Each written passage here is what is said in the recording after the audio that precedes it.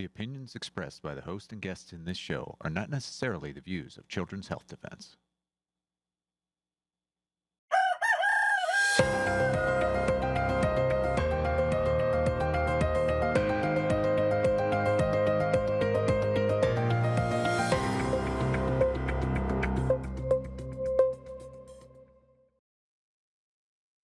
Good morning, America.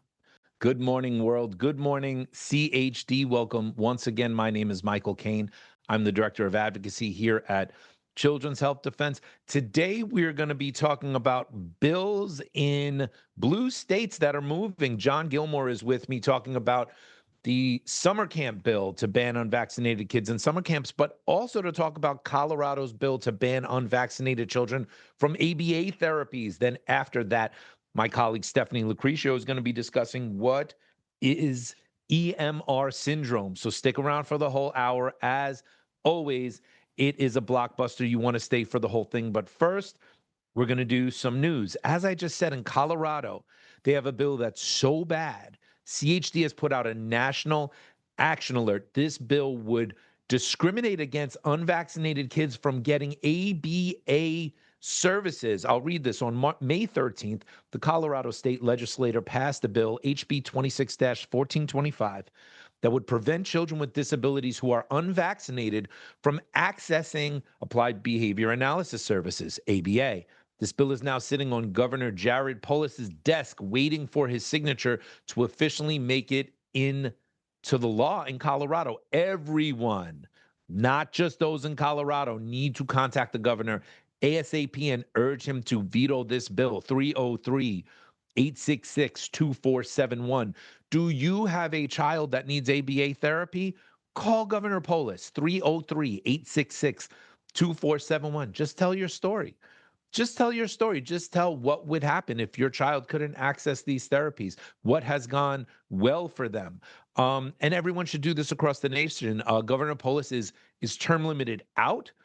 So he is not moving on to be governor of Colorado. We don't know where he's going to go. So he should hear from the entire nation. Me and John Gilmore are going to discuss this bill as well, too. A lot of you know CHD Films is about to release Duty to Disobey, the film about warriors of conscience who have refused the COVID vaccination and the horrors they were put through.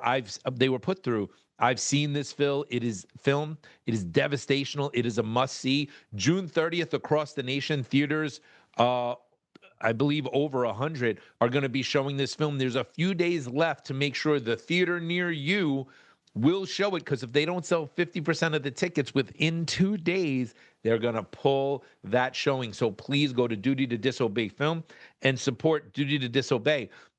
In relation to this, in Washington, D.C., Children's Health Defense is having our first Advocacy Day on June 10th. We have a daytime program at the Capitol from 10 to 3 p.m. Rob Schneider is going to MC. Senator Ron Johnson is hosting us. But also that evening, Duty to Disobey is going to be viewed at the Capitol Visitor Center Theater, a theater that holds 450 people. The showing time is going to be around 6 p.m. You need to RSVP if you want to have a seat at this. So the link is in the show notes below. Click there, go to the RSVP if you want to reserve a seat. It's going to be a very interesting day. One of the things that we're going to be focusing on Advocacy Day is something that Senator Johnson is very, very passionate about: COVID shot injury masking. This is something him and his office have uncovered. Rob Schneider just tweeted about this as well, too. Let's show Rob Schneider's tweet. Think about the statement from Senator Ron Johnson. This is the biggest government scandal of my lifetime, and the legacy media refuse to cover it. What does that tell you about the media? Let's show Senator Ron Johnson on Fox News talking about this scandal right now. Jackie, this is the most egregious government scandal in my lifetime. On March 1st, Peter Marks, the head of the division within FDA that approves vaccines and then surveils the safety, was briefed that the algorithm they're using to analyze VAERS was going to completely mask and hide safety signals. 26 days later, he was shown 25 adverse events where there were, safety signals, including sudden cardiac death, pulmonary infarction, Bell's palsy, different types of strokes, and he hid it. They are lying about it to this day. They continued to use the old algorithm. They knew would hide it, and then they went and lied to the American public. So, again, the hundreds of thousands of people that experienced adverse events, the tens of thousands that died on VAERS, reported on VAERS, associated with that vaccine. These people ought to have a cause of action against those government officials that hid what the American people had a right to know, but they lied bald-faced to the American public. And unfortunately, I appreciate Fox covering this. Not one major network has picked up the story. This has been 3 weeks now. Like I said, the biggest government scandal in my lifetime, and mum's the word because everybody was complicit in it. So we're going to make sure on June 10th in Washington, D.C. to be supporting Senator Johnson and making sure Capitol Hill knows hiding COVID shot injury is not okay. You can't do that.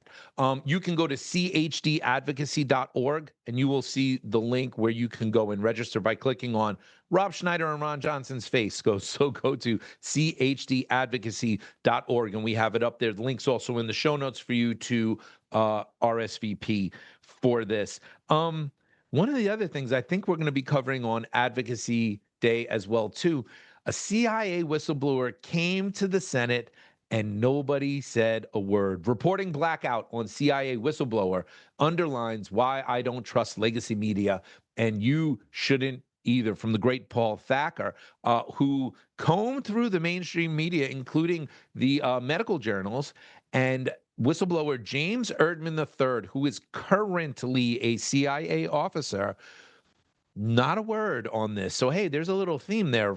Senator Ron Johnson's blockbuster hearing, not a word.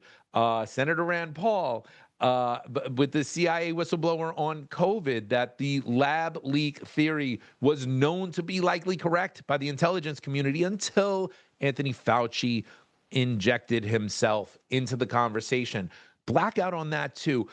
Senator Paul is likely to be with us on Advocacy Day 2 on June 10th. This is the first time we're doing this blockbuster event. Our EMR department is going to be there, too, talking about some amazing things. You don't want to miss this. Okay. And with that, I want to bring on my guest today, legendary activist in New York and an appointee to the IACC by Secretary Robert F. Kennedy Jr. I want to bring on John Gilmore. John, thanks so much for being with us today. Well, thanks for having me. So we got what's going on in New York. You and I are right here in New York, and we're dealing with this stuff. The summer camp bill banning unvaccinated kids from summer camps. And then we also have this Colorado bill. Let's start in New York. This bill has now passed both houses. It has passed the Assembly, it has passed the Senate, and it is effectively on the governor's desk. Why don't you talk a little bit about this bill? Let people know what this one is. Give a little background. Yeah, so in New York, like a bunch of blue states, there's just been this full-on assault this legislative session this year, clearly in response to much of the reform that Senator Robert F. Kennedy Jr. Has been trying to implement at the federal level. So there's all these different bills out there to, essentially get the states from out of the thumb of the federal government on this stuff. And a bunch of other bills were introduced as well, which I won't really go into. And one of them here in New York was this summer camp bill. Right? There was a lot of other bills, but for whatever reason, this is the one they decided to move. And basically what it says is what you might expect is that if you go to whatever a summer camp is defined by New York law, you have to be fully up to date with the New York schedule of shots, right, for whatever your age is. And I might remind folks, in New York, there are no religious exemptions, there are no conscience exemptions, and it is almost impossible to get a medical exemption in New York. It's so difficult to get a medical exemption in New York that many, many people have simply ended up moving out of the state, right? So that's what we're dealing with here. And it's made it through both houses, and it's going to go to Kathy Hochul, our governor, for signature at some point. Hopefully, it ain't over till it's over. So we're still trying to stop it. In an election year, you never know quite might what happened. She didn't win her last election by a big margin, to say the least. I think it was like 4 points. You probably know it better than I do, Michael. And her competitor right now, Bruce Blakeman, is sort of starting to really breathe down her neck. The difference is only single digits at this point. So we still might be able to stop it. But, as far as I know, the only other state that does this at this point is California. I guess there's no surprise there, but 48 other states don't do this. I'm not hearing about, outbreaks of various kinds of supposedly vaccine presentable diseases in these other states. It's never really been an issue before. So I think it's mostly a way, one, to sort of stick it to Kennedy. And I also think there's, and I think this applies to what's going on in Colorado as well, which we'll talk about. But I think there's a real effort in the Democrats right now to stick it as much as they possibly can to anybody who is not going along with the program with vaccines, right? And particularly when it involves children. I think it's kind of a deliberate way to sort of try and make more difficult for these people without any particular good public health reason to do it. Well, So John, that's kind of where we are. John, so it's interesting because there were some more scarier bills in New Yes, there York were. that we were facing down. We were facing mandatory Hep B to go to college. We were facing a liability shield for all doctors, nurses, practitioners administering vaccines not recommended by the federal government. We were also facing a adult vaccine database bill becoming mandatory. But those haven't moved forward yet. There is still No. some time. We need to be on alert in New York because those still could. But I actually contacted what I thought was a summer camp that doesn't require vaccines in New York, just to get some background information. And their response to me was, we're not a summer camp. That's not Right. what we are.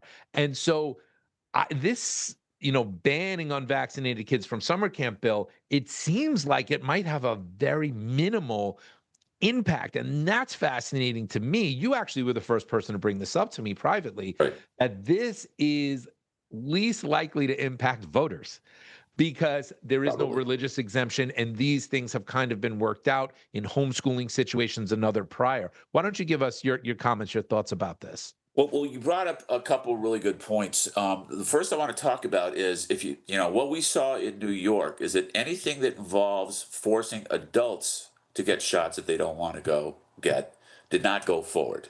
All right. And it doesn't seem like at this point they've got the political will to mess with adults. And in fact, this summer camp bill has been around for years and years and years. And that's why it sort of surprised me initially when it started moving. But up until now, what it was is not only did the campers have to be up to date, but the employees, the adults, and I guess the counselors, who some of them may be minors, I don't know, but it affected both employees, adults, and children, and it never went anywhere. Right? They pulled the employees out of it. They pulled the adults out of it to just the kids. Right? And so it seems like one of the things that we see going on, we see this in other states as well, is if it only affects the kids and not adults, it seems like there's more of a chance that it's going to go forward, right? And so yeah, and the thing is that the New York has been so aggressive about enforcing the religious exemption ban and preventing medical exemptions, that there's really very few kids engaged with sort of mainstream educational, child-focused institutions anymore that are not complying with the schedule. It's like this is happening a lot of places as well as New York, but it's almost like we've got a parallel society, parallel educational programs, parallel recreational programs for children that are trying to keep out of the, under the thumb of the state, right?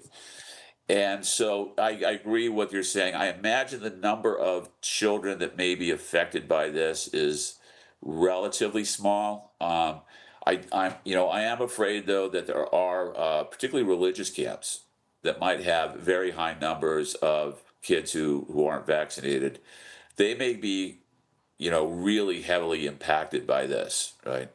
So it'll be left to see what happens with that. It'll be also interesting to see if perhaps there might be lawsuits coming out of this as well. It's uh, 2026 is not 2019 anymore, so we may see some differences there as well. So Well, yeah, and I think they're trying to avoid. I think they're trying to act like they're like going along with the program, but they seem to be very careful about picking a group they could basically pick on and get away with it. right. Well, so far anyway, there are a couple weeks left. There's 2 weeks, a week, somewhere around there. It depends if they go into extra innings, but the wonks in Albany have said no extra innings, no extra days. They got to get home and campaign. This is Right. an election season. And for people who want to geek out with me and John for a second here, the budget isn't passed in Albany. Right. We're now facing something like 55 days with no budget. Almost seems like a historic lateness, even for New York. You remember John Andrew Cuomo at a certain point put the crackdown where the budget had to be on time, and That's Andrew right. Cuomo had a lot of, I would say, almost gangster gravitas in Albany that Kathy Hochul Yeah. doesn't have. So we need to Right. be alert in New York. We don't know if this is done for sure, but the signs do seem to say that the summer camp bill might be where it stops. What do you think about that? I think that's probably where we're at. You never can rest. We've got supposedly they're supposed to go until the 4th of June, right? Right. And I just read something today that said that they're actually going to leave early on the 2nd, which would be great, right? But every morning the first thing I do is I check to see what's on the various agendas and the various committees and on the floor to make sure they don't stick something in there, which they have done in the past. So for the next 10 days or so, we're going to have to be really vigilant here in New York to make sure that they don't slip something in and try and pass, a quickie, which they do. They'll pass bills in one day because they want to avoid any kind of resistance to it. So, as Yogi Berra said, it ain't over till it's over, but fortunately, it's going to be over fairly soon. So moving over to Colorado, this bill caught my Yeah. attention and advocacy department's attention because it seemed almost cruel and bizarre. This Right. HB 26-1425 is in Colorado. It would ban ABA services for unvaccinated kids. We're actually calling on everyone in the nation to call Governor Polis. Call him right now and tell him don't do this. 303-866-2471. The governor is leaving the office. He's term limited out after his term now. We don't know where in politics he wants to fall. So we feel the whole nation should call. And if you have a child receiving ABA services in America, call Governor Polis. Tell him not to go forward with this bill. John, give us your read and your take on this one. Well, yeah, kind of taking on what we were talking about a little bit earlier. This bill is for applied behavior analysis, okay, which is a kind of an instructional technique that is used almost exclusively for people, particularly children with autism, right? So this is really focused on on children on the spectrum, right? And again, this is kind of what I was talking about before. It's like I think, and obviously, the autism community is clearly known to be a center of resistance to the vaccine cartel, right? And I think this is their way of sticking it to us, right? And it's a really bad bill for a whole number of reasons. Okay, for one thing, ABA is considered a healthcare therapy, okay? Not so much educational. That's why Medicaid will pay for it. So it's similar to like speech therapy or occupational therapy or physical therapy, right?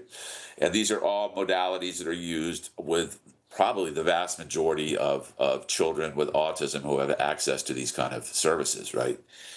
And what's really disturbing about this bill is like this is seems to be a camel's nose, right? First, they want to make ABA off bounds to unvaccinated kids, and then where do we go from there, right? Maybe they're going to go after the ones I was talking about before: occupational therapy, speech therapy, the other ones, right? It's basically a replay of what we saw in COVID, where we actually had hospitals and healthcare professionals and doctors who would refuse to see people who had not gotten the COVID shot, right? So it's basically the same thing. It's conditioning one type of healthcare based on complying with a completely unrelated healthcare procedure, right? And this has got to stop. This is not acceptable. So And it's go ahead. yeah, so John, in looking at this, what's interesting is Colorado has a religious exemption They to do. vaccination. So there are plenty of kids who will still be able to access ABA despite this because they have a religious exemption. This seems really like like a show bill in a way. But like you said, it is the camel's nose, right? We need to Yeah. resist. But what impact is it practically really going to have? Almost like the summer camp bill. Is there a real impact, or is this smoke and mirrors? Um, well, it's going to have, I think, an impact on some people who don't know their rights. Mm. But I think what we need to, I think we got to worry about the longer term. All right, I think we need to this is establishes that this type of healthcare can be conditional on complying with the vaccine program, and I have no doubt we're going to see it expand from there in Colorado, and I have no doubt that we're going to see this in other states as well. And one big question about this is where are the ABA associations on this? Where are the Mm. professional groups? Are they supportive of this? I mean, they know that a huge portion of the kids on the spectrum in the United States have stopped vaccinating. Yet they're gonna support this kind of things. It's something I'd really like to know, because if they're supporting it, that's really, really troubling. Because in addition to what we're talking about here, requiring the shots, what this bill does is it recognizes ABA in Colorado as a whole profession that needs to be licensed by the state. It's a very, very long bill, right? And it sets up a whole governing structure that a lot of other states have to establish who can practice ABA, what the credentialing requirements are, and so on and so forth.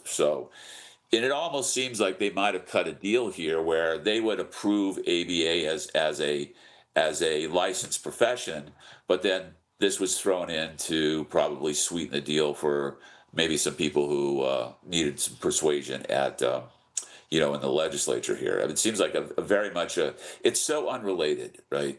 It seems like a political deal, right?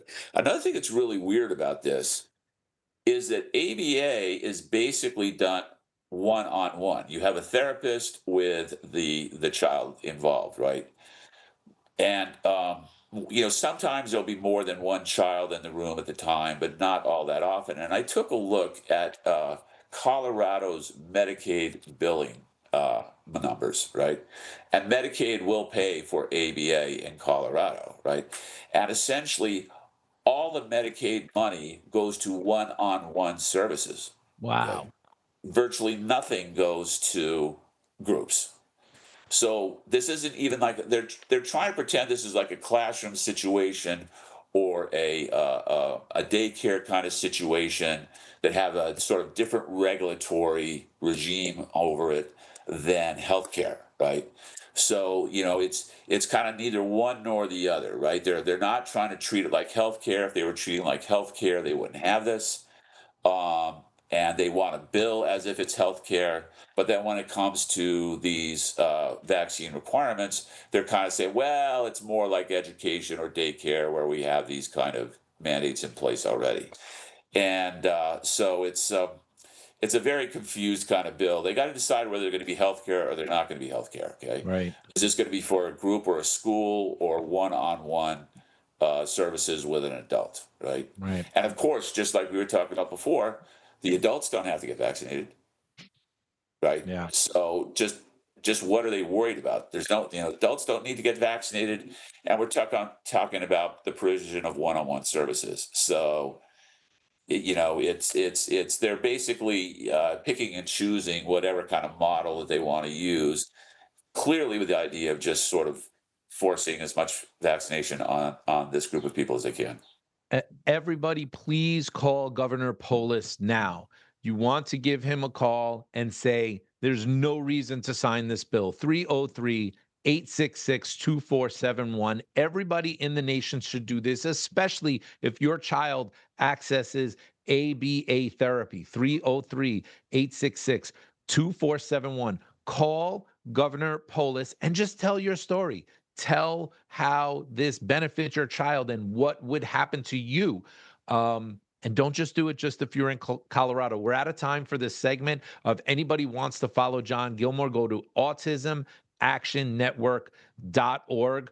Some of the best action alerts come out of there, especially New York, but nationwide. Everybody should be signing up to John's autismactionnetwork.org. Thank you so much, John. Yeah, I'm sure I'll have you back soon. Thanks a lot. In New York City, we've been rallying against these bad bills. John has been with us. I've been out on the streets. Before we go to the EMR clip, let's just show quickly the streets of New York City fighting for medical freedom. They keep trying to force more mandates on the kids and the adults now. You got a number of really bad vaccine bills that should not be in play, especially the one dealing with summer camps. There is a bill that would require all the shots mandated to go to school to do anything in the summer that's called a camp. First of all, they want to push bills for our kids not to attend school. We don't know, back then we didn't know who was vaxxed and unvaxxed. That should not be a situation where our children have to be segregated. I work in the school systems in New York City, and I am a full witness as to what these vaccines are doing to our children. I see it every day, vaccine injuries. Too many kids who are autistic, learning disabilities, you name it. It's just, it's horrifying. And it's heartbreaking to see that these kids don't have a choice and they're being forced to inject themselves just to be in a school system that is not even that great to begin with. Mandates don't deal with the fact that everybody has different reactions to medicines. And once they have a mandate, then the reactions are going to happen. That's a given.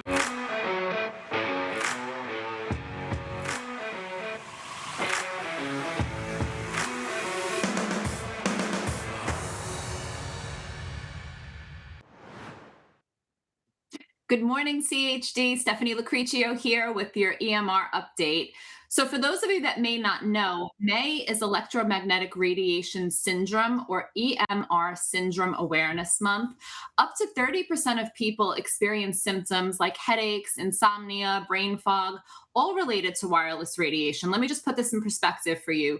30% of people amounts to 100 million people. That's a lot of people. With numbers like this, you would think that EMR syndrome would be all over the mainstream news, but many people don't even realize that they're suffering with EMR syndrome. Today, my goal is to bring awareness to the growing conversation around wireless radiation and its impact on people and communities.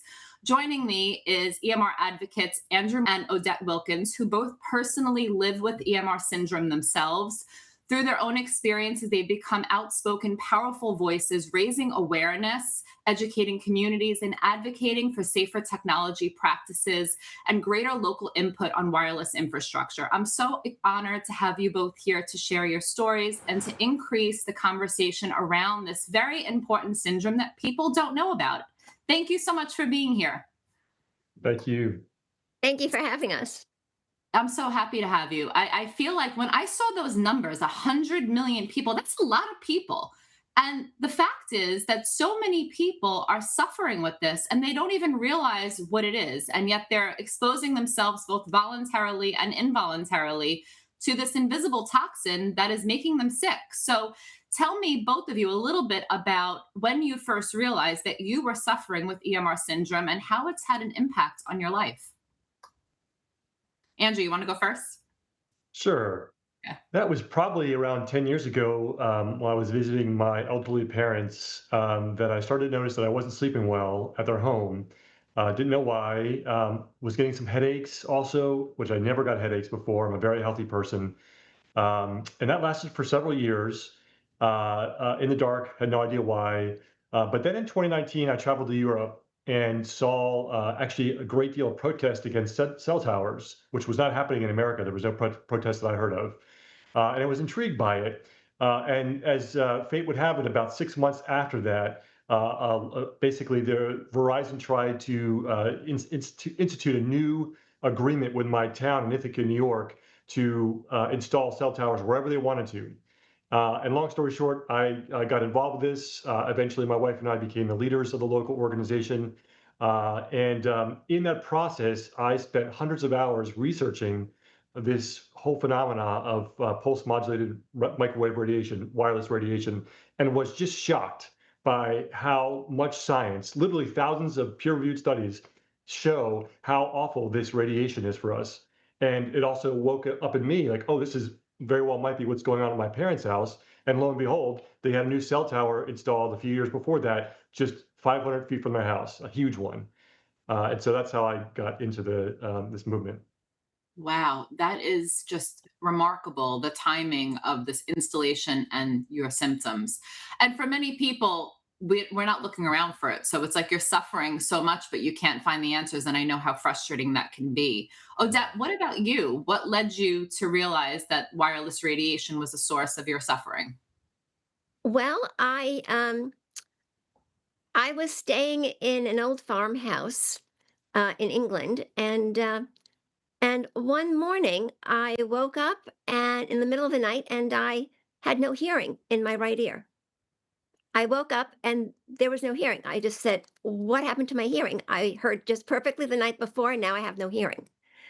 And there was a smart meter that had been installed inside the house, and it was diagonally across from my bedroom. I had no idea about smart meters, and I just thought, "What is going on?" And then when I did my research and I started forming the National Call for Safe Technology and wired broadband, I started to do really in-depth research. And then I discovered that, oh my God, there's a smart meter and also the cell phone that I'd been using as well. So it was a kind of a combination of the two. And I'm a technology transactional attorney, right? And I've represented some of the largest corporations, technology corporations in the world, in large complex negotiations. This wasn't supposed to happen to me, uh, and there was no warning. There were no warning signs. And since that time, I have been trying to regain my hearing. No luck. I'm still completely deaf in my right ear, so that makes me permanently disabled. And meanwhile, I don't really have any underlying conditions. I don't have any blood pressure problems, any uh, anything having to do with my heart. But whenever I'm near a lot of radiation, my heart goes into palpitations. And then I know that I'm in the danger zone and I have to get out as quickly as possible. Once I'm out of the danger zone, then I'm fine. I don't have any problems. But I don't have any underlying conditions except for things that are attributed to electromagnetic radiation. Wow, it's so crazy to me because coming into CHD, I came in through medical freedom and I had no idea that I was exposing myself to this invisible toxin. And I've been, the tinfoil hat wearing conspiracy theorist for a very long time amongst many of my circles. And I find this conversation harder to have than the one that I was having about vaccines in some cases because you don't see it, you can't feel it, you can't smell it, but yet it's impacting so many people in this world.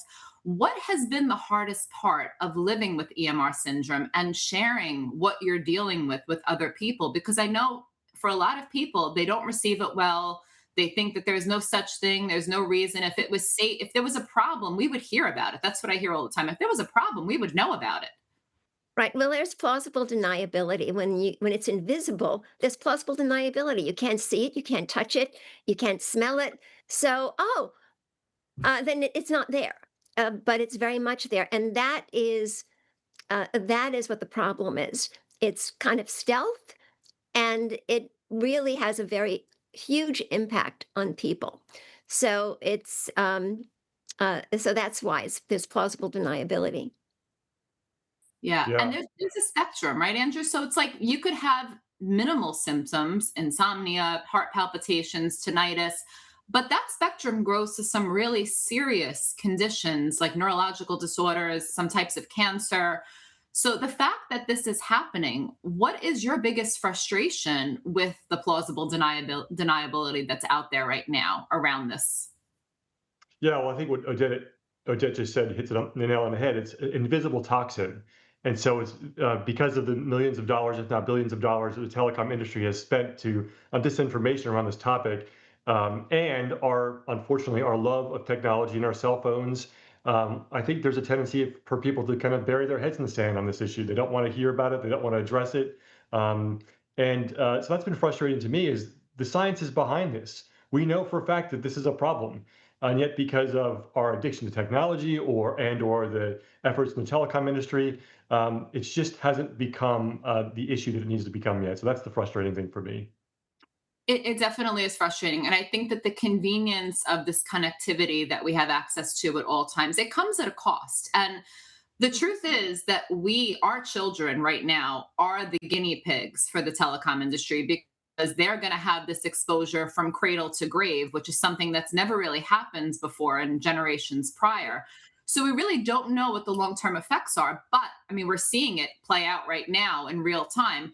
The one thing that we do know is that the guidelines that the FCC uses are 30 years old. So let's just talk about the pink elephant in the room, because our cell phones, what they're like today versus what they were like in the 90s, you could not stream, you could not watch movies, you could not text in many cases. There was no internet connectivity. You couldn't connect to Bluetooth or hotspots, any of these things. So how is it possible that we are living in a world with outdated RF exposure guidelines from the 90s in 2026? I think one answer to that is industry capture, that essentially, like many parts of our government, the FCC, who is supposed to regulate this, is clearly captured by the telecom industry. I mean, lots of organizations have pointed it out. Harvard's Ethics Center has been probably the top one that has, but that's the problem, is essentially the people who are supposed to be regulating us are actually influenced completely by industry. And so nothing has been updated. Yeah, and then also there's a revolving door at the FCC with industry. They come from the industry, and then they do their time at the FCC, and then they return to the industry. So of course they're going to want to have rules and regulations that are favorable to the telecom industry, and that is to the detriment of Americans, because the Communications Act made it very clear that it was the responsibility to that the law mandated the protection of life and property. And what we're seeing now is the protection of neither. And there is now an outstanding order for the FCC to review 11,000 pages of scientific evidence showing harm within the FCC's emission limits. And the FCC has still not complied. That decision was rendered in 2021. It is now 2026. It's almost 5 years. And they have done nothing to review all of the evidence. So the court told the FCC what they need to do is they need to review the long-term effects on people, the effects on the environment, and the effects on children. Children are the most vulnerable, and they will have the most effect. So, for instance, the children in Ripon, California, really suffered a lot. There was a cell tower that was installed a number of years ago, and after it was installed, 4 children came down with cancer, liver, kidney, and brain cancer. The child with brain cancer, unfortunately, has passed away after about 30 surgeries to try to save his life. There were 4 teachers that came down with breast cancer. Since the tower was then removed. Since the tower has been removed, it's been reported to us that there have been no more reported cases of cancer.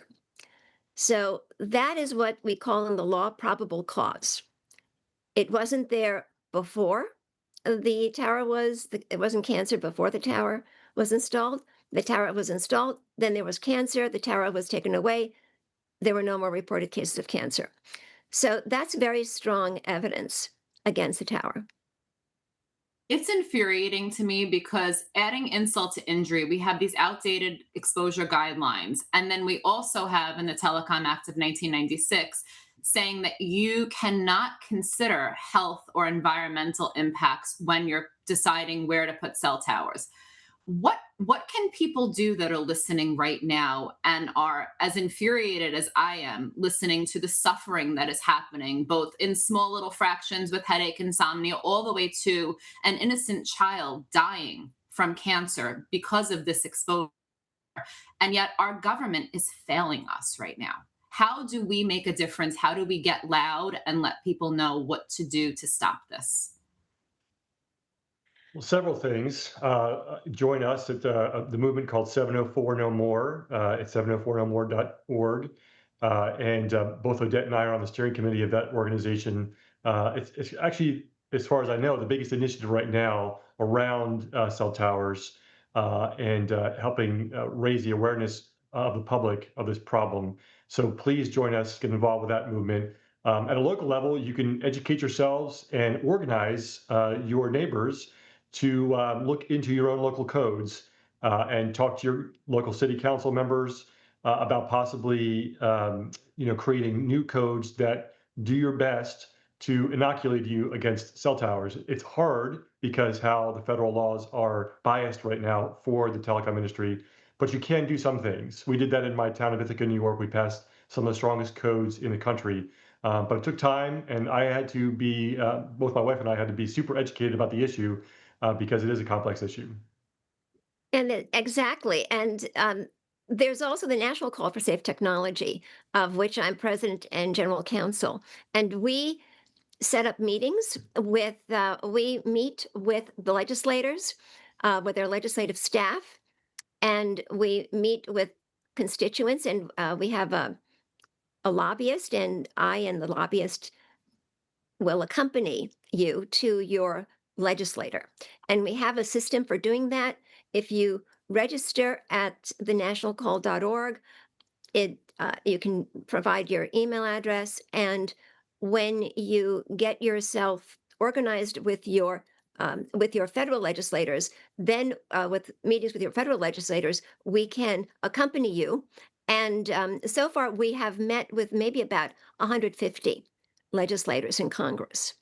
And we need to educate them, because many of them, when we speak to them, they say that, oh, we haven't really heard about this issue, or we haven't heard from many people.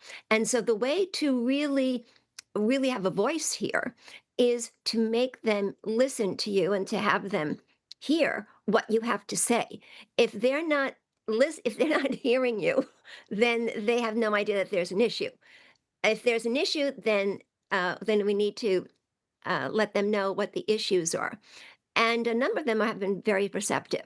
And we've also discovered legislators who are working on legislation, protective legislation, and we are trying to work with them. So important. I think that having this conversation, not only for the people who are suffering, but for the people who don't even realize it right now. Like I said this so many times during our fight in medical freedom, I'm fighting for everybody's children. The ones who recognize that vaccines could be harming their kids, the ones who don't recognize. It's the same thing with this issue. And I feel like the playbook is exactly the same. You know, the gaslighting, the denial, the just pushing people to the side, trying to keep them quiet. What has been the thing that you've done in your life to help both manage that voluntary and involuntary exposure, to help keep your symptoms at bay, and also create those conversations in your own community around EMR syndrome that can sort of change hearts and minds, which is what we're always looking to do? Well, what I do here in New York City, since I travel to subways, you know what I do when people are wearing their earbuds or whatever, I give them a little business card. Can you see that? I'm going to Move it unblur. back a little bit because move it. Yeah, perfect, right there. Okay. And as you see, it says your cell phone is dangerous. And in the back, there are resources on where to go to get additional information. And I'm going to unblur my background a little bit so you can see. So this is where you can get information, and we have and your cell phone is dangerous. And then we also have a snippet from Environmental Health Trust. This is their meme, and in the back we have information that people can have. But this is what I give to people on the subway. What is their response when you give it to them, Odette? Like, what kind of conversations does it create? Do people think that you're crazy? Are they open to it? I'm curious. Oh, no, people, I said, this is a little party favor. And they actually like that. They actually like the party favors. And I have a number of different business cards, and I give it to them. So this is the one for Save the Girls. I have one for Save the Boys. And they start to smile. The shortest distance between two people is a smile. I love So that. when you make people smile and you make people, chuckle, that's when you really have a good conversation with people, and that's when they can receive the message. If you tell them, "Oh my God, this is this is horrible," and they're not going to listen to you. But if you do it with a smile, they'll listen to you. How do people respond when you tell them that you suffer with EMR syndrome? Um, I don't, they don't know me, so I No, I'm like just people in your family, people that you do know. How do people respond when you share that? Well, they're surprised. They're surprised that I'm a technology attorney and this has happened to me. And they're also surprised if it hasn't yet happened to them. Or sometimes it has happened to them. And then they say, oh, wow, you too. What So, about you, Andrew? How do people respond when you have this conversation, whether it's, just advocating, giving people tidbits about the technology around them or sharing your own personal story? Most people are pretty empathic, and feel for me, and most people listen to me. And I have a mixed reaction when I try to go into the details. Some more skeptical than others. Um, but for the most part, people are open-minded about this issue because I think intuitively people just know that something's not right with all this radiation around us. There's a poll that something like 79% of the Americans would not want to live near a cell tower. Well, that's telling me something. Some kind of intuition's going on there that people know there's something here that's not in alignment with our highest health. So I found, at least in my conversations, while there's always a little skepticism, that most people are open to hearing about my own personal struggles and also about the issue in general. And one of the things that I think about often, I was just traveling this last week and I was on the plane and I had my Safe and Sound Pro meter, which I put on and then quickly turned off because I was horrified at how high the levels were. And it made me think about people that are living with EMR syndrome. You can control what you can control in your own environment with your voluntary exposure in your house. But the involuntary exposure that we're facing outside of the house between the small cells, the cell towers, everyone's personal devices, Bluetooth, and everything else. How do you deal with that? And how difficult is it to be in public spaces and places with all of this exposure? yeah, well, I have to minimize my exposure, and when I go to hotels, I have to sleep in a Faraday tent, which is basically like my wife made it for me. It's essentially composed of material that blocks all the wireless radiation out. Otherwise, I wouldn't be able to sleep in hotels. yeah, and you really do need that also for the airplanes. When I travel on the airplanes, I make sure that I have a Faraday shawl, and I put that over me, and that also helps. I also have undergarments which are protective, and they're also Faraday, which I wear. I also have a Faraday skull cap. This is a Faraday skull cap that I wear. And this protects my head from electromagnetic radiation when I go out, and that really helps a lot. So that's what I do. I just cover myself. And now that Andrew has said that he has a like a sleeping bag for for the hotels, I'm going to have to get one too. Yeah, I might need that information as well, because being aware of it, once you see it, you can't unsee it. And it's really difficult when you're out there in the world, especially if you suffer with EMR syndrome. I mean, I definitely have a light touch of it, but I can feel now that I'm aware of it. I can feel when there's a lot of exposure around me. And it scares me because of all these health concerns and everything that's going on. So I think mitigation is really important, but awareness is the key. So what would you like to say to all the people that may be listening, or for social media clips that are in denial that this EMR syndrome exists?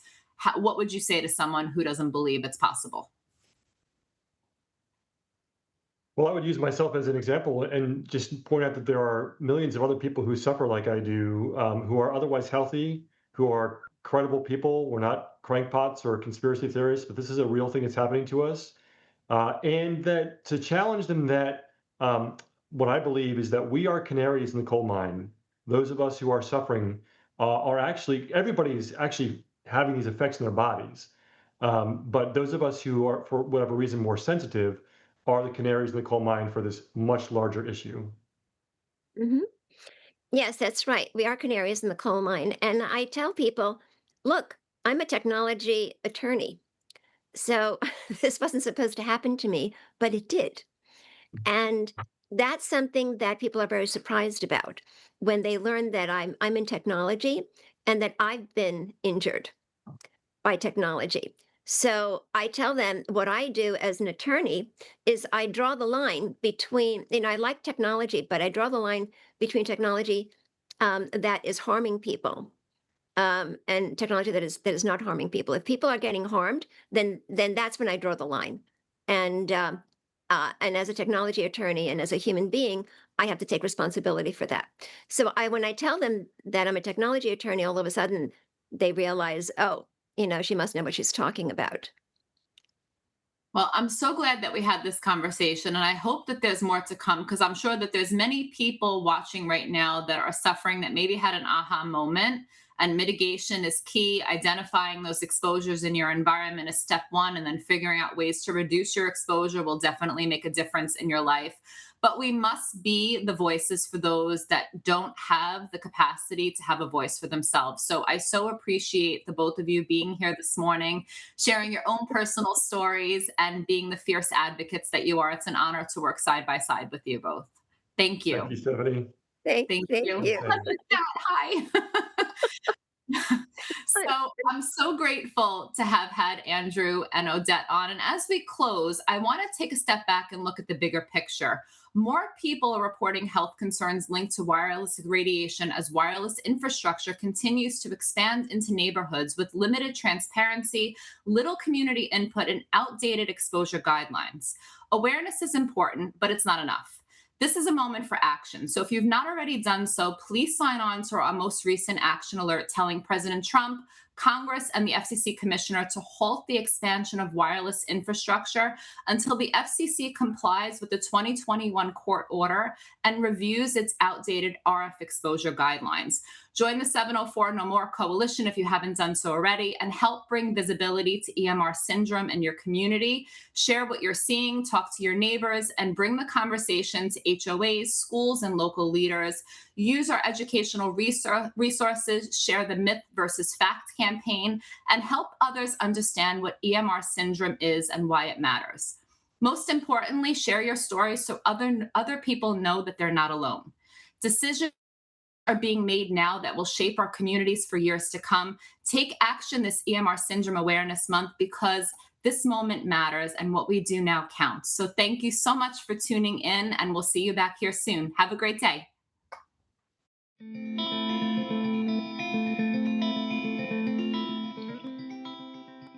Tell us your name, please. Kaylee Corrales. All right, Kaylee, how many children have you got? I have one. One child. How old is your child? He will be 2 in April. Okay, so why did you choose not to vaccinate your child? I think like a lot of people recently, it was COVID. We lived through the mandates and seeing people get hurt, and I was pregnant with him at the time, and I refused for him to be a medical experiment. And that sent me down the rabbit hole of the childhood vaccine schedule. I started watching A Shot in the Dark by Candace Owens, and I was like, absolutely. It took one episode about rubella for me to say, nope, not my kid. So he hasn't received a single shot. So where did you have him? I had him in Virginia Beach at Centera Princess Anne Hospital. So you did go to hospital? I did. And what was that experience like? It was awful. I had an emergency C-section due to negligence from the hospital, and I barely got to even hold my son before they asked me, he needs the They didn't ask me, they told me he needs the hepatitis B shot, and my husband was the one that was with him at the time, and he said no. So the nurse came hopping over to me, and she's like, he needs the hepatitis B shot, and I said no, and that was that. They said they left us alone, and they did? They just left you alone? They did. And vitamin K? I did unfortunately have to give him the vitamin K. I didn't want to. And so he's 2 in May? He's 2 in May, and I'm sorry, April, yes. In April, okay. And how is he developing? Has he got any problems? No problems at all. He rarely gets sick. He had ear infections up until he turned 1, but I believe that was from teething. But ever since then, he doesn't get sick. Not even antibiotics? Just for the ear infections. So you're pretty new to all of this? I am. So you were vaccinated? I was. And then COVID made you question stuff? Yes. That's pretty cool that you are where you are. Our viewers will help you on future potential ear infections. Thank you. And stuff like that. You need to keep your eyes peeled to CHD TV. We're going to start a whole load of programs on how we don't need to run to the doctor for all these things. Yeah, after the second ear infection, I started to look into the mullein flower oil and the garlic oil for the ear canal.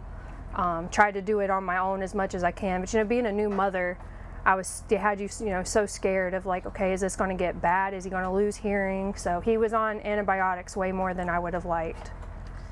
So, were you rushing him to the pediatrician when? No. Only if he started, if he was staying sick longer than a few days. He didn't really show any pain. It didn't bother him. It would just be, he would start to get a small fever, and actually it was the daycare that's he's getting a fever, we need a doctor's note. So you can go to a daycare with no vaccines? Yes, in Virginia and in Texas. What's your advice to the young mums? I mean, I'm super proud of you that you had a baby, you didn't vaccinate, and you even gave birth in hospital. I mean, it's pretty cool that you've done that. Well, thank you. My advice would be stand your ground, advocate for yourself, and education while you're pregnant, even before you get pregnant, is paramount. They make us research everything. You're looking, what can I eat while I'm pregnant? What car seat should I get? What stroller should I get? You look into all of this, but you don't question what's getting directly put into your baby's body the minute they come out of you. And that's just, it's wild that we've been trained to not even think about that. Is there anything else you want to tell the people? I'm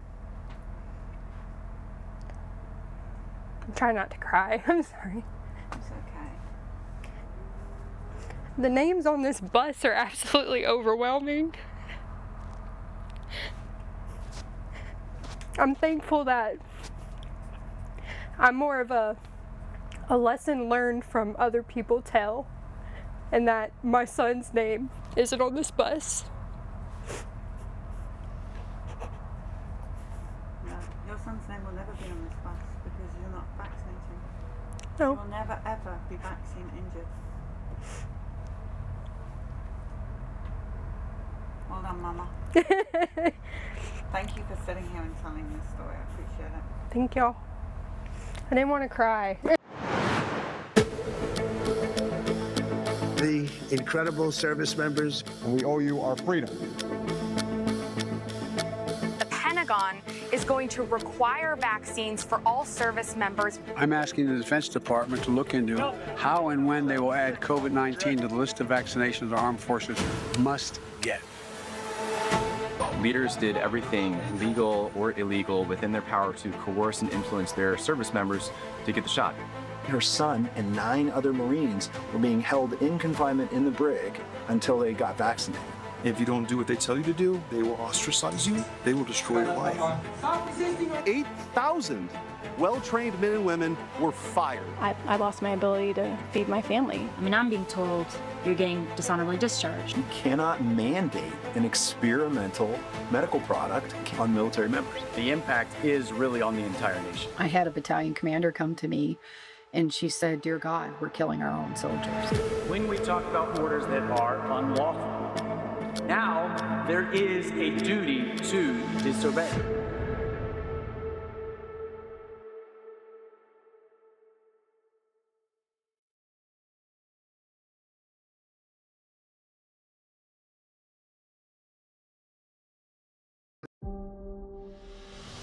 .46% of the American people say mandates are dangerous, they're damaging, and vaccine science isn't settled.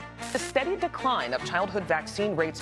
Vaccination rates continued to decline last year. There's a discourse about vaccines that didn't exist before. Children's Health Defense. Children's Health Defense. Children's Health Defense. Children's Health Defense. Children's Health Defense is the leader in the health freedom movement.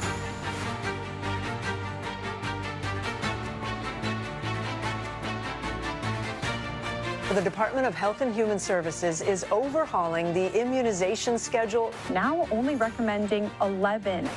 We are making recommendations that are science-based, that are common sense. Secretary Hegseth discarding the mandatory flu vaccine requirement. Your body, your faith, and your convictions are not negotiable.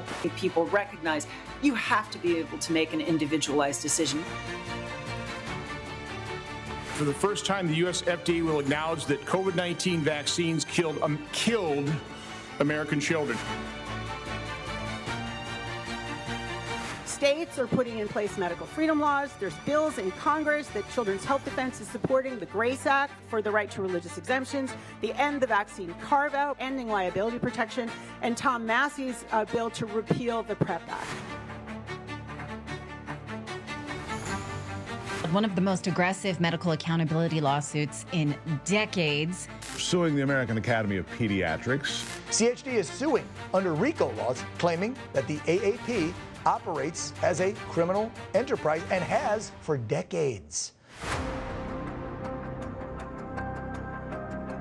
A federal judge yesterday blocked Robert F. Kennedy Jr.'s recent overhaul of the nation's childhood vaccine schedule. They basically just froze all vaccine policy. The American Academy of Pediatrics and other medical groups filed a lawsuit arguing the vaccine changes violated federal law. Which is outrageous for a single judge sitting in Boston to stop any work at the Centers for Disease Control related to vaccines. This conflict between medical freedom and medical coercion, it's a fundamental conflict that we must resolve now in favor of medical freedom or forever be truly slaves to medical tyranny. I am so glad that there are people like you who are still fighting this. Children's Health Defense. If you don't know what they do, folks, look it up. We have got to, as a society, global, decide, is medical coercion okay, or do you have a right to decide what happens to your body?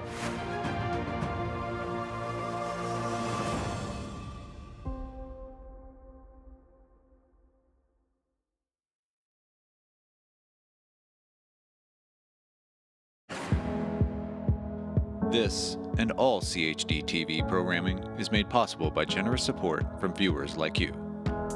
Please consider making a contribution today to keep our programming going strong. Thank you.